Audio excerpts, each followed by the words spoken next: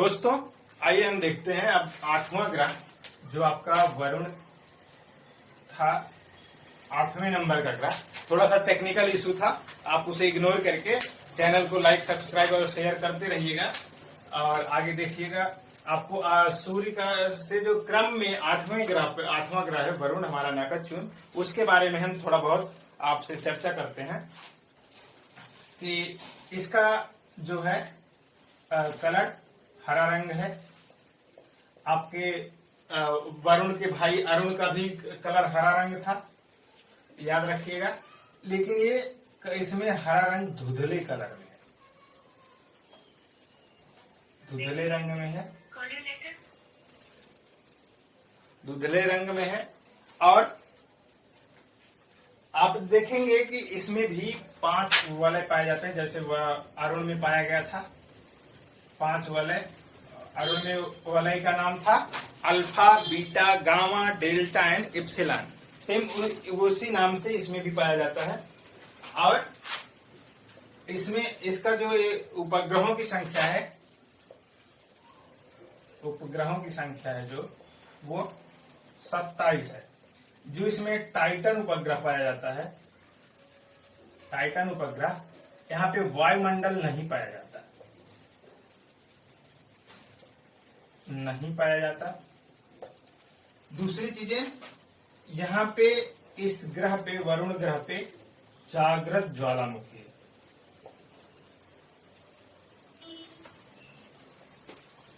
जागृत ज्वालामुखी है, पाया जाता है। और नाइट्रोजन की भी और बहुत मात्रा में नाइट्रोजन की भी मात्रा उपलब्ध है। ये चीजें आपके वरुण ग्रह की कैरेक्टरिस्टिक्स हो गई, इसकी विशेषताएं हो गई कि इसका कलर हरा रंग है। लेकिन हरा प्योर हरा नहीं है, डार्क हरा नहीं है, धुंधले कलर में है, हरा रंग है। इसमें 5 वलय पाए जाते हैं और इनकी उपग्रहों की संख्या 27 है, जिसमें इनका सबसे मुख्य उपग्रह टाइटन है, जो बड़ा उपग्रह है, जिसमें वायुमंडल नील है, नाम मात्र का भी नहीं पाया जाता। और इस उपग्रह वरुण पर जागृत ज्वालामुखी पाया जाता है। दूसरी चीजें, यहाँ पे नाइट्रोजन गैस की मात्रा भी अवेलेबल है। अब आप थोड़ी सी और पॉइंट्स इसको नोट कर लेंगे। हाँ, वरुण ग्रह की खोज करता कौन थे? वरुण ग्रह के खोज करता जोहान गले। जोहान गले, ये एक जर्मन खगोल शास्त्री थे, जर्मन खगोल शास्त्री।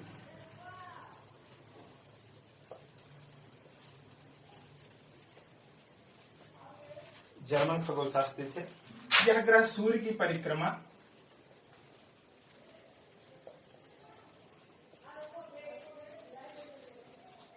सूर्य की परिक्रमा 165 वर्ष में पूरी करता है।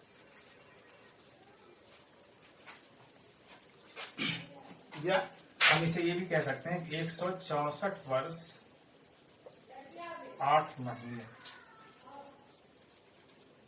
एक चीज ये ध्यान दीजिएगा कि हम ये गणना कैसे करते हैं कि कितने दिनों में पूरी करता है। ये इन सब की गणना हम पृथ्वी के दिन के अनुसार ही करते हैं। हमारी पृथ्वी पे जो दिन होता है उसी के अनुसार इसके दिन की गणना हम करते हैं। 164 वर्ष 8 महीने। हमारे यहाँ 12 महीने का एक साल होता है, वही 12 महीने का ही एक साल लेकर के हम इसको गणना कर रहे हैं कि 164 वर्ष 8 महीने। और इसका घनत्व पृथ्वी से के बराबर ही है लगभग, तो 5.43 ग्राम।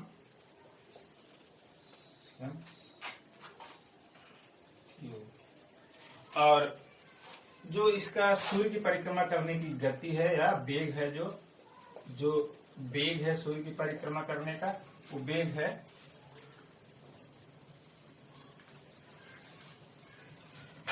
Sorry 1 minute.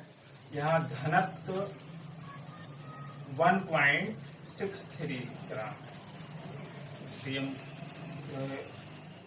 ग्राम है और वेग 5.43 किलोमीटर प्रति सेकंड। ये है वरुण ग्रह, वो वरुण ग्रह जोहान गले, ये जर्मन खगोल शास्त्री ने इसका खोज किए हैं, खोजकर्ता। और यह ग्रह सूर्य की परिक्रमा 165 वर्ष या 164 वर्ष 8 महीने में पूरी करता है। इसका घनत्व 1.63 ग्राम प्रति सीएम क्यूब और इसकी वेग है 5.43 किलोमीटर प्रति सेकंड, 1 सेकंड में इतना करता है। अब इसके बाद आप प्लूटो ग्रह के बारे में जानते ही हैं कि उसको ग्रहों की श्रेणी से बहिष्कृत कर दिया गया है। वो एक बौना ग्रह है, क्षुद्र ग्रह के रूप में उसका नामकरण कर दिया गया है। थोड़ा सा हम उसके बारे में चर्चा करेंगे, उसके बाद हम अपनी पृथ्वी पे आएंगे। प्लूटो को ग्रह की श्रेणी से क्यों बहिष्कृत कर दिया गया?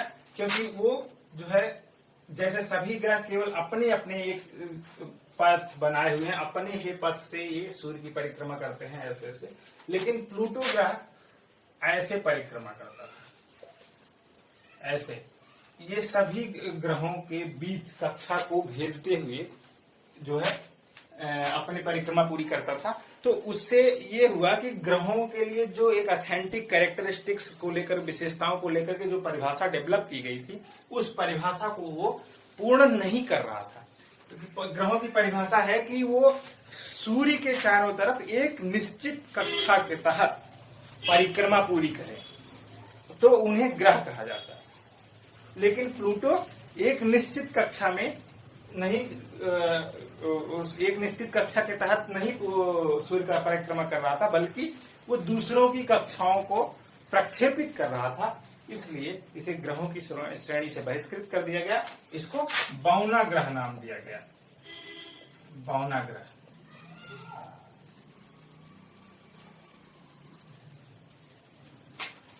ठीक, अब आगे आपको अब हम लोग अपनी पृथ्वी, अपने ग्रह पृथ्वी के बारे में अध्ययन करेंगे।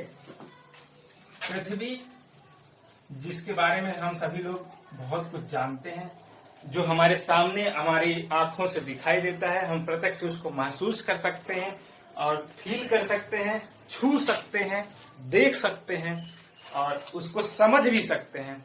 यहाँ तक कि हम उसके आंतरिक भाग में भी घुस गए हैं, टेक्निकल के माध्यम से उसकी गहराई में जाकर के उसके बारे में अध्ययन कर चुके हैं। तो उन सारी चीजों के बारे में हम अध्ययन करेंगे। पृथ्वी एक ऐसा ग्रह है कि जिसमें आम इंसान भी आंतरिक क्षेत्र तक उसके पहुंच चुका है, कुओं के माध्यम से, गार्ज के माध्यम से, तैराकी के माध्यम से, कैसे भी वो हम पृथ्वी के गर्भ के बारे में भी बहुत कुछ जान चुके हैं। तो आइए जानते हैं, पृथ्वी हमारे सौर मंडल का तीसरा ग्रह है और एकमात्र ग्रह है जहां पर जीवन पाया जाता है।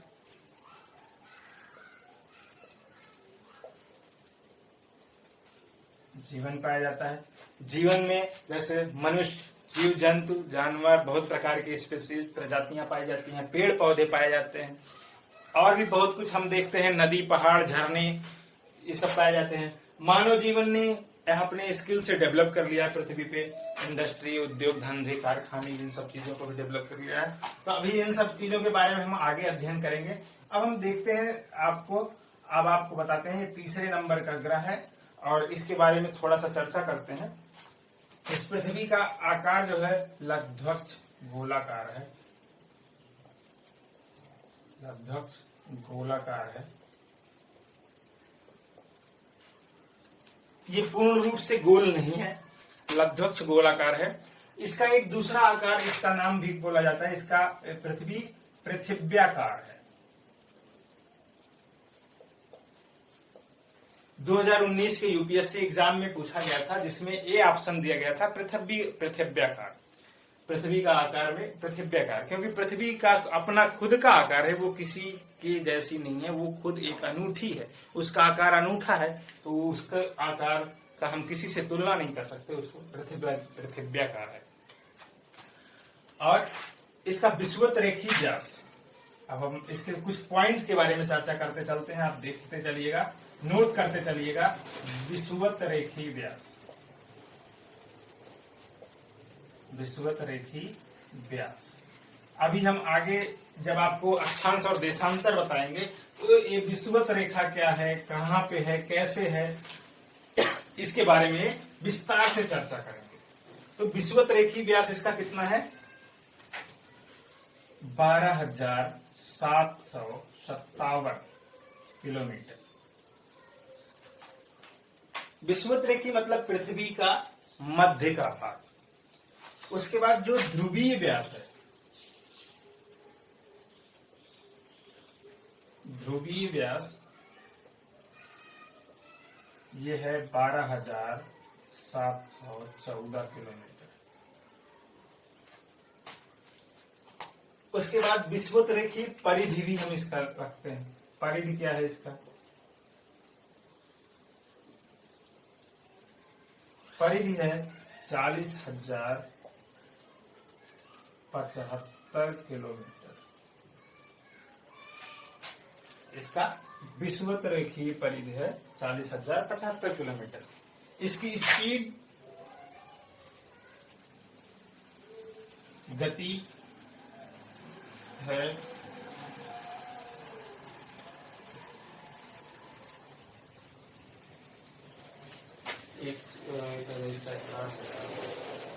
1,07,160 किलोमीटर प्रति घंटा। ये घंटे में इसकी स्पीड निकाली गई है कि 1,07,160 किलोमीटर प्रति घंटे की स्पीड से ये सूर्य की परिक्रमा करती है। और सूर्य की परिक्रमा ये कितने दिन में पूरा करती है? हम सभी लोग जानते ही हैं कि हमारे एक कैलेंडर में कितने दिन होते हैं? 365 दिन। किसी और 4 लीप वर्ष में 366 दिन होते हैं। तो ऐसा माना जाता है कि ये 366 दिन में सूर्य की परिक्रमा करती है। परिक्रमा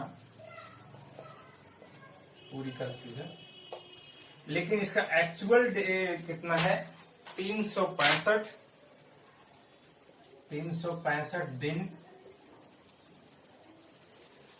5 घंटे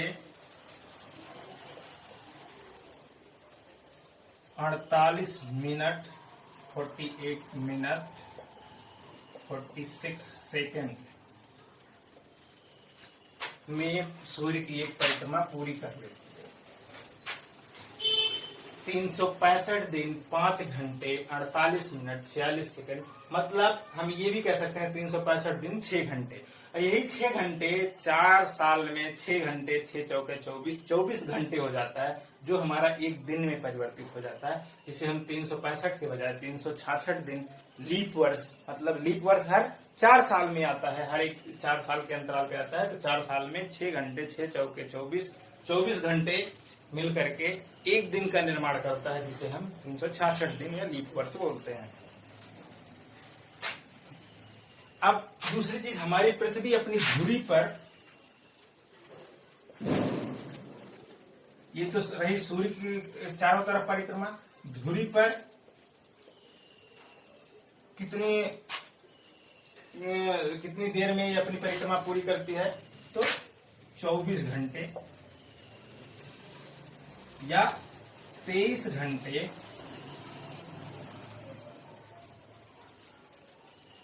56 मिनट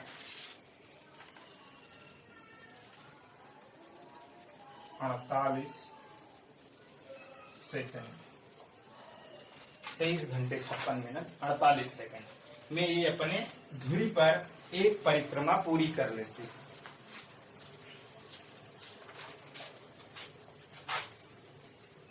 अब इसके बाद अब आप देखेंगे कि हमारी पृथ्वी पे सर्वाधिक मात्रा में स्थल भाग नहीं है, बल्कि क्या है? जल भाग। हमारी पृथ्वी पर लगभग 71% जल है, 71% जल भाग है, और 29% स्थल है, स्थल भाग है।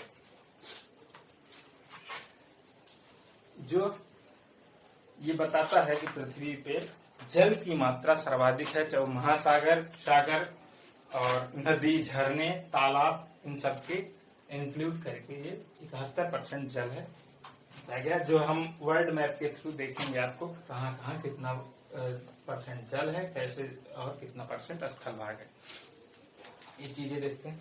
अब एक चीज और आपसे हम डिस्कस करेंगे, जो पृथ्वी और ये सौर मंडल से रिलेटेड पॉइंट है, सूर्य और पृथ्वी की दूरी। ये जब पृथ्वी जो है सूर्य की परिक्रमा करती है, उस परिक्रमा से, सूर्य की परिक्रमा करने से,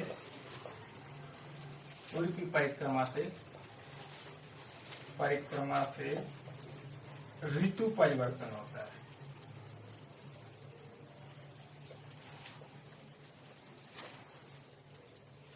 ऋतु परिवर्तन या मौसम परिवर्तन होता है। और अपनी धुरी पर घूमने से दिन और रात का परिवर्तन होता है। दिन रात, धुरी पर परिक्रमा करने से दिन और रात का परिवर्तन होता है। अब सूर्य की परिक्रमा पृथ्वी करती है जब, तो उसमें दो कंडीशन, दो तरीके उत्पन्न होते हैं। एक बार पृथ्वी सूर्य के बहुत पास आ जाती है और एक बार पृथ्वी सूर्य के बहुत दूर हो जाती है। तो जब सूर्य के बहुत पास होती है, सूर्य के पास होती है, तो इसको कहते हैं अपसौर।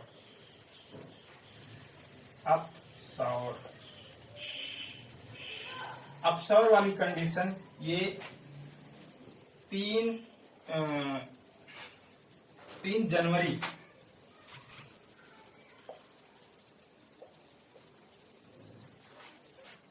3 जनवरी सूर्य के पास अपसौर वाली कंडीशन 3 जनवरी को होती है। अब आपको ये सूर्य के पास होगी तो आप ये सोचेंगे कि टेम्परेचर बहुत ज्यादा बढ़ जाएगा जो पास होगी, लेकिन 3 जनवरी को तो हमारे यहाँ ठंडा पड़ता है। तो हमारे पृथ्वी में सिर्फ अकेला भारत देश नहीं आता, उसमें बहुत सारे देश हैं। भारत देश एक छोटा सा पॉइंट है, वो पूरे पृथ्वी का एवरेज निकाल करके ये बताया गया है कि अपसौर का कंडीशन 3 जनवरी को होता है। और सूर्य से सर्वाधिक दूरी,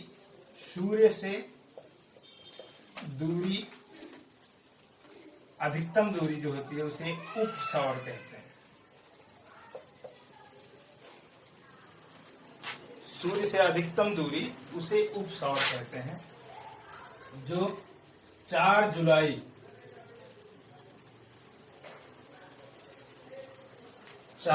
को आता है। ये आप याद रखिएगा, बहुत पूछता है अपसौर क्या है। अपसौर मतलब सूर्य के एकदम पास, सौर मतलब सूर्य, अप माने उसके नजदीक, बहुत पास। ये कंडीशन कब होता है? 3 जनवरी को। और सूर्य से दूरी उपसौर, सूर्य से दूरी ये 4 जुलाई को होता है।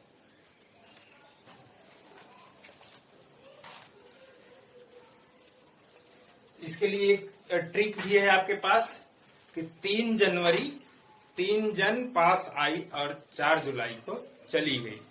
जैसे आप एक छोटा रख लीजिए कि जैसे गर्लफ्रेंड बॉयफ्रेंड का अफेयर शुरू होता है, प्यार होता है, 3 जनवरी को लोगों का प्यार हुआ और 4 जुलाई तक ब्रेकअप हो जाता है। वही कंडीशन है इसमें कि पृथ्वी जो है सूर्य के नजदीक पहुंचती है 3 जनवरी तक और उससे 4 जुलाई को सबसे अधिक दूरी पे हो जाती है उससे। ऐसे ही आप ये ट्रिक को अन्यथा मत लीजिएगा, बस ऐसे ही है, आपको याद रखने के लिए हमने बताया। और अब ये चीजें हमारे सौर मंडल से रिलेटेड काफी महत्वपूर्ण बिंदु हमने डिस्कस कर लिया। थोड़ी सी और 2-4 बिंदु आपसे डिस्कशन करेंगे। अब आप देखिएगा, इसको हम पूरा क्लीन करते हैं, तब आपको थोड़ा सा हम आगे समझाते हैं मैटर क्या है। अभी इसी सौर मंडल से रिलेटेड पॉइंट है हमारा जो ग्रहण का होता है, ग्रहण सिस्टम।